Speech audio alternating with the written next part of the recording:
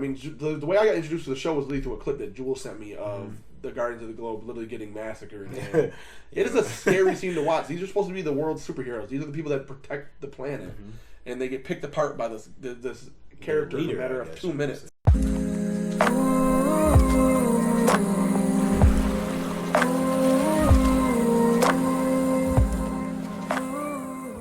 I have a few. I'll go with movie first, so we don't take up too much. I know it's close. Oppenheimer. Definitely my most anticipated movie right now. Everything I see about it is great. Dude, the cast. I didn't even know the cast was that crazy. Oh, I mean, I'm not surprised. It's a Nolan film, man. Oh my Nolan goodness. always drags it. You got Cillian Murphy. You got Matt Damon. You got Emily Blunt. You got Robert Downey Jr. You got. This is his first movie. Endgame? I think so. Oh no, I don't know if Doolittle came out after Endgame. Yeah, I think it did. Yeah. But that bombed. So not that I'm surprised. But no, Oppenheimer for sure. Christopher Nolan does not miss with his movies. Outside of the Batman movies, which I'm not saying are misses, those are some of the best comic book movies ever made. But like Interstellar, I never watched Interstellar until this year. I watched that movie 3 times. This year? This year. I never watched it either, but I heard it's one of the best movies ever. Wow. Literally. I mean, I thought the hype was just going to be like, people just like the movie. That movie made me feel something at the end of it. I was like, wow. I ended up watching it, like I said, another 2 times after the fact. And I rented it for 48 hours. I mean, I was watching it 3 times for 48 hours. That's how much I liked it. And it was not moving. No, it was not. I swear. That's like a 2.5 hour movie, so...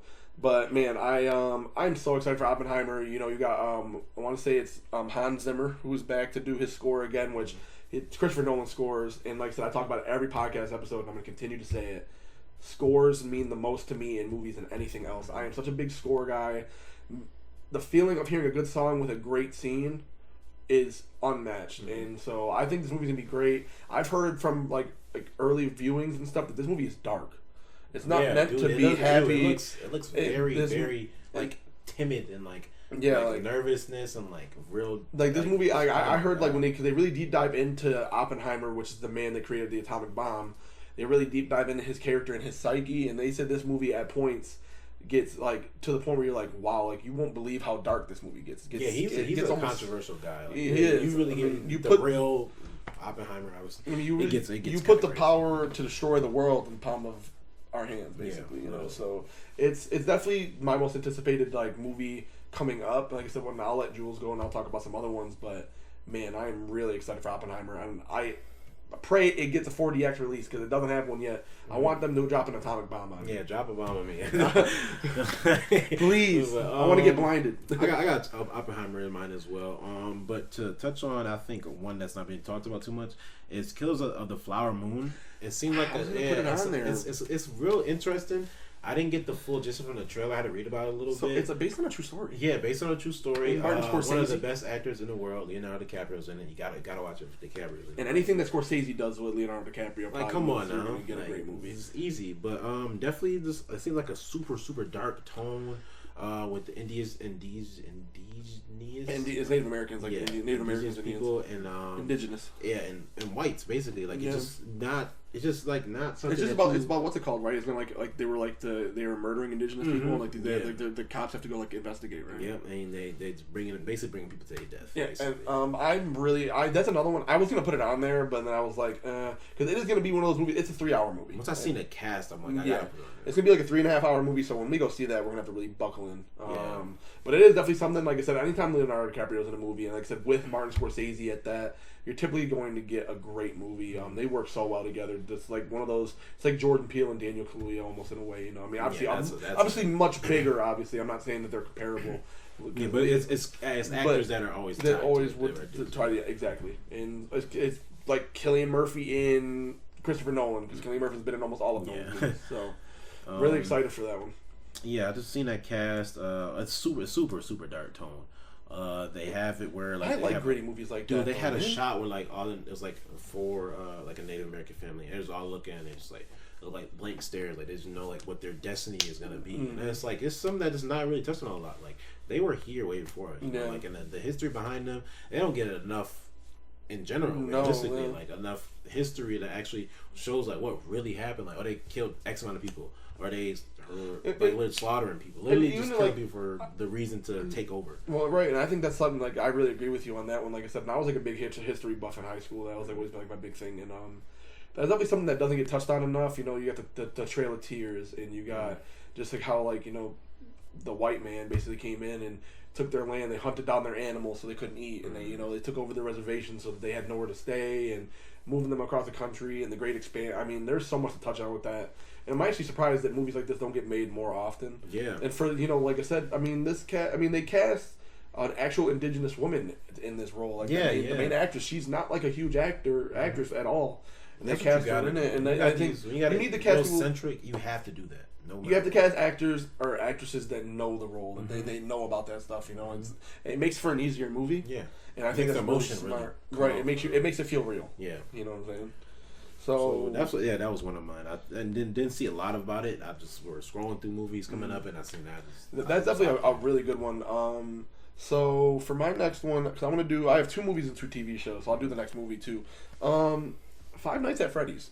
Dude. I seen something about it. And I thought you were gonna like quote it, retweet it on the Twitter account, but I seen that they had like a new poster. A new poster and a new trailer came out the other day. I've never played the games. It's the way I got into it's actually hilarious. My sister and my cousin, my 2 cousins, I should say, are like obsessed with it. It's like they played it. They know all the lore. They know the story. One night I literally was on my YouTube because they were on my YouTube and it popped up. It was like Five Nights at Freddy's lore. Like, all right, it was like an hour and a half video. It was late at night. I was like, what am I doing right now anyways? I just got off the game. Let me just watch it. For this much story to go into something that's supposed to be like this goofy game is unbelievable. Yeah. I mean, and like it's not stuff they give you in the game. This is stuff people put together. Yeah. Off of like just like looking around and the details. I mean, unbelievable. And like this movie, I mean the cast, Josh Hutcherson is gonna be like the main guy.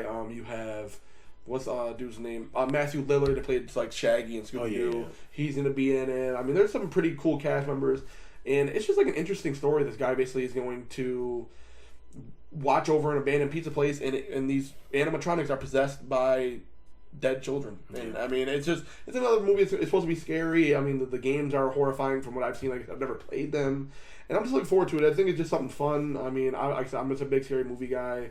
And it's just something that I think I can just enjoy. Scary movie guy for no reason. Nobody watches that stuff. But there's so many question marks. Let's say the writer's strike. We talk about like almost every episode. Like that, we just don't know certain dates for certain things. Right. And I'm gonna put this on here. TV show Invincible season 2. I'm way too hyped for that. I did see a lot of stuff about the multiverse kind of being involved in it, and it's. So I was gonna touch on it with you, like that's not real. I know it's not real. I don't think it's gonna be as big of a story thing as what they're letting it off to be. I do agree with you. We already said it. The multiverse stuff does get boring. It's for certain characters, it's for certain characters, and it should be for certain events. Yeah. It shouldn't be just a thing every time. And I'm hoping that because like I said, there was a lot of question marks at the end of Invincible season 1 that they should touch on. And I'm hoping, like I said, I hope they're not doing the multiverse stuff just to have it for what's it called? You know what I'm saying? Yeah. Just for the dramatic effect of like, oh well, here look at Spider-Man. They teamed up in the comic band all the time. Would it be cool to see? Sure. Does it need to take up the whole storyline? Exactly. Does it need to take up the whole storyline? No, it doesn't.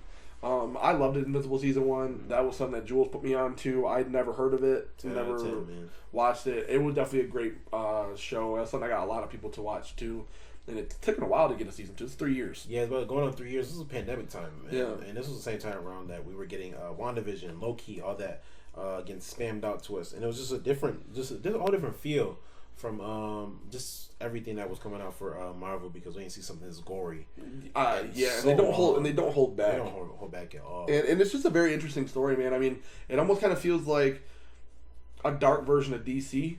In a way, as far as like what the character abilities are and who the characters are. Oh yeah. The Guardians of the Globe. The whole the Guardians of the Globe, and like Omni-Man is Superman and all that, like the dark and stuff that goes along with it. I mean, the way I got introduced to the show was through a clip that Jules sent me of the Guardians of the Globe literally getting massacred. It is a scary scene to watch. These are supposed to be the world's superheroes. These are the people that protect the planet, and they get picked apart by this character in a matter of 2 minutes, basically. And how quickly, and there's so many like plot twists, and the finale of this show is so well done. It's so emotional. Yeah, it's one of the few times I was like literally speechless just watching a show, like I never have watched the finale ever again because it's so you can't get that feeling. You can't get that feeling. Yeah, back. you can't get that feeling back. It's so sad and like just so like you think about the connection between father and son, but then you also think about how much destruction they caused just for his father to prove a point. You know, and like I said, like the plot twist. I mean, this is a really good movie. The voice acting is great. Stephen Yeun, J.K. Simmons. What's the girl's name? Zazie Beetz as you know Amber, which I mean she's an annoying character, but still a great voice actress. Yeah, they killed it with the voice actress and actors in general all around. But it's a big question mark about when that's coming out. They say at the end of the year it's supposed to be end of the summer, and now it's the end of the year. We just don't know when it's actually coming out. There's still no date for it, but I'm just gonna put a question mark around Invincible 2. Definitely, like I said, one of my favorite shows in general. It got me through the pandemic. Really, I watched it twice already. So one of those shows I can always watch. So my most anticipated show right now is Winning Time Season 2. I loved Winning Time Season 1. I remember seeing trailers about it. Remember hearing about it. Never really knew what it was. It's just about the Lakers dynasty when they drafted Magic and all the drama that came along with that. And wow, man! I mean, first of all, the cast is crazy. I can't really name them off the top of my head. But I mean, like you see everybody. You see Magic. You see Kareem. You see Dr. Bust. You see and all. There's so much emotion to it. The show literally starts off with Magic Johnson's diagnosis, which if most people know that he was diagnosed with AIDS back in the '90s, and that's like how they started off. And it's a cold open. You literally open up and like it has like that ringing in the ear sound of him being told that he has he's already bald at this point. And then he gets in the car, his driver starts crying, and then it flashes back to 1979 or whatever, and. It's like right when he's getting drafted, and there's so much drama that goes into it. And it just shows you how the Lakers, like when Dr. Buzz bought the Lakers, they were a laughingstock. This was a team that was going to end. They weren't going to be around much longer. And he bought them and turned them into the team that they are now. Showtime Lakers. Yeah, and I mean, it's just so cool. You see Larry Bird, and like the way they portray Larry Bird is hilarious. I mean, it's unbelievable. Like just like the most redneck hick white boy ever, and he's an asshole. So. Yeah, like straight dickhead. Like and how they show when the Lakers go into like Boston Garden and. Oh man, it's just such a good show, and I'm really excited for this one because it ends on their first championship where Magic has to play center for Kareem because Kareem's hurt, and it's just really good. I love the drama of it all. So to get into the next one, I feel like I'm real superhero oriented right now, but no big deal. We're gonna keep going. Definitely excited. I'm excited for the Penguin. And there's a question mark around that as well, but that was one of the characters that actually stole the show in the Batman. And I don't know too much about the Penguin. Like DC, I'm not too into it too much, but that was actually one of the characters I loved the most in the Batman. I thought he was literally like the actor himself is great. Colin Farrell, literally one of the better actors in the world right now. And the chase scene with the Batmobile with him. And like he's like I got you, and then Batman comes through that shit, and it's like his facial expression change, his dialogue, the way he delivered those lines was so great, and I feel like they could do really really good stuff with some of the stuff they were announcing about the DCU and the show they were getting out of it. I know they got the Arkham Asylum, like it was. Yeah, that's supposed to be a spinoff they're going to because like they're keeping this so separate because this isn't going to tie into James Gunn, so they can do everything they want with this because it's not. They don't have to worry about tie-ins. Yeah, it's all its own little thing. So I like that. Definitely something I was like, you don't have anything about no trailer, no teaser, nothing. You just got. I know. Like they just released like a poster. Like that was like Like, they just put out like a new poster for it, and that'll be really good. Like I mean, like the universe that Batman built up was really nice because this is a very dark, very gritty version of Batman. This is him in like his second year. He hasn't been around long. Like even like the Riddler was a different version. So I mean, these might be just different versions of all these characters. You know what I'm saying? Where they could do anything they want with these guys. Yeah. That's what I'm very excited to see. I just want to see how they just handle this Batman, this the entire thing by itself. Like just keep that all separate. And then even got the Joker by itself over there in the DCU. Like I mean, like obviously the DCU is what it is. It's gonna be huge still, but that stuff is still gonna be very, very talked about. Yeah, and Batman's just such a popular character. You know what I'm saying? Yeah, you can do. And Batman, I think, which like a thing that Batman characters have suffered from because with the tie-ins and all that, is that I think Batman has, to me, one of the best villain rogue galleries ever. You know, I mean, his villains are memorable. I mean, you have the Joker. Dude, in the Nolan movies, they steal the show every time. Yeah, that's what I'm saying. Best villains we ever got. I mean, obviously you have the Joker, but I think like the Joker almost kind of gets overused. I mean, you have Poison Ivy, you have Clayface, you have Ra's al Ghul, you have Penguin. You have Mr. Freeze. I love a Mr. Freeze movie. I think that's what they were really aiming for with the new Batman. Yeah, so I'm hoping that that's what they're gonna do. Like, I know they teased the Joker in this movie. I'm hoping they save him for a later date. I want to see another villain that hasn't gotten a lot of spotlight. But I can see why you have to hype for the Penguin, because they could really build a lot of the world up with that. That's how you introduce other characters. That's really what I want. I feel like that's gonna be a really big world building movie. I'm almost interested to see if Batman will show up at all. I think he does. Because Robert Pattinson, it doesn't seem like he's like tied into anything really too much. Yeah. I think he cleared a lot of his schedule for the Batman in general. So I think he's prioritizing that as number one. It's gonna be his moneymaker. That's gonna be what really gets gonna be his future to that next level. That's gonna be like his Iron Man for like Robert Downey Jr. Like, right. This is gonna be everything to me. I gotta play the role every time they ask me to. Yeah. So I'm definitely excited with that. I definitely agree with your excitement on that one. And so to lead into my next one, because I think you have something similar on there. So this summer or this year, it was supposed to be this summer. There's a show coming out called Gen V. Yeah, I didn't want to say because I knew you had it. Yeah. So Gen V is going to be a spin-off of The Boys, which is Jules knows is one of my favorite TV shows. And I'll talk about that soon. But the Gen V is basically going to be that they're sending these superpowered kids off to college and they're competing to be superheroes. Yeah. That's basically what it is. You have abilities. They're going to basically have a competition to see who could be the best superhero out of these kids. And from the stuff that I've seen, the stills, this looks like it's going to be just as gory, just as insane. Seen a shot like the girl with the blood on her face, like all through her hair and her face. Like it's going to look like it's going to be just as crazy and just as over the top as The Boys is. And I just think it's a really cool idea. I mean, we've already dealt with these main superheroes so much. It's already been 3 seasons, going to be on 4. That to see like these up and coming superheroes and see like maybe what new abilities they have and stuff like that can just be a really cool thing. And maybe we end up seeing these characters in The Boys. Exactly. It could be like a tryout to be, because the 7 don't really have 7 members anymore. Yeah, so like 5. Yeah, they're down to like 4 or 5 now. So it's pretty interesting, because when you say that, it's almost like they like expanded kind of like X-Men kind of role. Where, like they already got their main guys. Figure in some of the younger and aspiring soups, as they call them, and it's gonna be crazy. Like I said, it looks gory as hell. Like I've seen some. Amazon seems to really have a theme with that. Amazon they know how to nail it though. They know how to nail it the right way. Sometimes they do overdo it, but does it feel Boys, I think you kind of get the theme about it. Like anything can fucking happen. No, for sure. So with that being said, most anticipated. That's about all I got. There's so many question marks. I got Loki season 2. I don't even think that's coming out this year anymore. Yeah, it doesn't seem like it. They just haven't released anything for it outside of the Quantum Mania. Yeah, exactly. And then like you say you want to feature Kang in it. Kang is literally in the post-credit scene. In the post-credit scene of Ant-Man. And he's talking to, he's talking. He's on the stage, like it's like Victor Timely or whatever. Yeah, so that was obviously a question mark, and Ironheart's obviously a question mark. I'm pretty sure it's getting. Yeah, I'm almost 100% sure. The only question mark I really have right now is just The Boys season 4. Like I said, that is one of my favorite shows. So I mean, I'm really looking forward to that. Anthony Starr is one of my favorite actors right now. He plays Homelander to a T. He's your typical psychopath. So I mean, and I know they added in Jeffrey Dean Morgan, who's another great actor. Yeah. He was in The Walking Dead and he was in Supernatural, and I'm really looking forward to see what they do with the next season, because Jensen Ackles was awesome in season 3. Soldier Boy is a character. Yeah, I still haven't watched season. Yeah, you have to, man. Jensen Ackles comes in, and if anybody knows Jensen Ackles, he's from Supernatural. He was there for 15 seasons on that show. Yeah, I know. His face. I'm like, dude, he looks so familiar.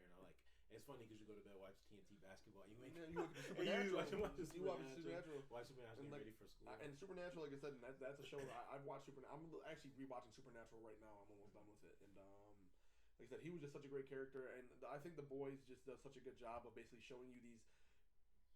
It's basically just all popular superheroes. It's not even just like, it's like a mixture of Marvel heroes, a mixture of DC heroes, and just showing you the absolute worst versions of these heroes, As it should be, and they're humans. So I think that's what I really like about the show, is that it just feels like, that's the whole point of the show, is like, what would the world be like if superheroes were real? I'm not saying superheroes would be evil, but a lot of bad stuff would happen with superheroes. Their morals would not be as perfect. Is what they make you seem, you know what I'm saying? So yeah, I'm really excited. That's probably my biggest question mark right now. I know they came out and said that they won't release the new season until the writer's strike ends, which is horrible for me. Like, I mean, I want writers to get paid. They deserve to get paid. They're the story makers at the end of the day. They've been the worst conditions, man. Exactly, and I know they get screwed over so much. So I'm hoping they, it's just time to pay these guys what they deserve to get paid.